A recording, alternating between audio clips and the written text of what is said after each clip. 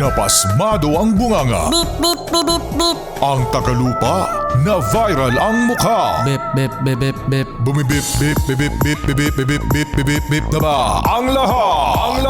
Martian. Beep, beep, beep, beep. Enrico Pañero. Bip, bip, bip, bip, bip. Beep, beep, beep, Bip, bip, bip, bip, bip. Bip, bip, bip, bip, bip. Titilaok! Titilaok! Beep, beep, beep, beep, beep. Ito na ang 101.1 Yes FM Balitang Kayo ba mga Yes Friend ay mahilig maglapag ng inyong bag sa mga upuan? Ay, madami yan! Ayan yung mga buti na lang ang upuan. Eh, baliktad. Buti na lang ang bag ang nauupo. Kasi minsan ang tao walang maupuan kasi may bag. Totoo yan mga Yes Friend, ano? Kunwari merong mga bisita, di ba? Ang bag nakaupo eh.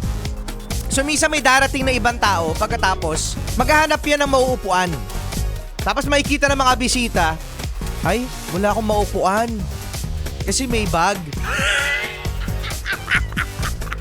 Alisin niyo yung bag na yan! Alisin niyo yung bag na yan, sabi ni Martian. Ano, hindi nyo alisin? Hindi ako maupo. Yung bag maupo. Nakakahiya naman. Kasi eto nga mga Yes Friend, sa mga mahihilig na maglagay ng bag sa mga upuan, lalong-lalo na sa restaurant. Meron mga Yes Friend na nasa lisihan ng bag sa restaurant at alam nyo ba kung sino ang biktima? Sino? Ang biktima mga Yes Friend ay si Comelec Chair George Garcia. Yan, di ba? Sa dami-dami ba naman mga Yes Friend na mabibiktima, no? Si Comelec Chair George Garcia pa. Siya yung nakikita natin mga Yes Friend na laging ini-interview kapag may eleksyon. Yun ang problema. Namumroblema sa mga balota, Sa basta sa eleksyon mga Yes Friend, no?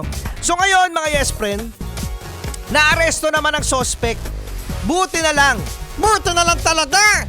yeah, pero bago naaresto mga Yes Friend, ang nangyari nga yung bag nandun mismo sa may upuan nito ni sa tabi ni Comelec Chair George Garcia. Pagkatapos merong mga dumaan na hindi niya namalayan na pinick up na pala ang kanyang bag. Very komportable naman kasi talaga mga Yes Friend tayo pagdating sa kasama natin na mga kaibigan. Ang kasama ni Comelec Chair George Garcia ay mga staff niya sa Comelec. So very komportable. Pwede nag-uusap, nagtatawanan, basta nagbabanding mga Yes Friend. Nag-e-enjoy sa pagkain.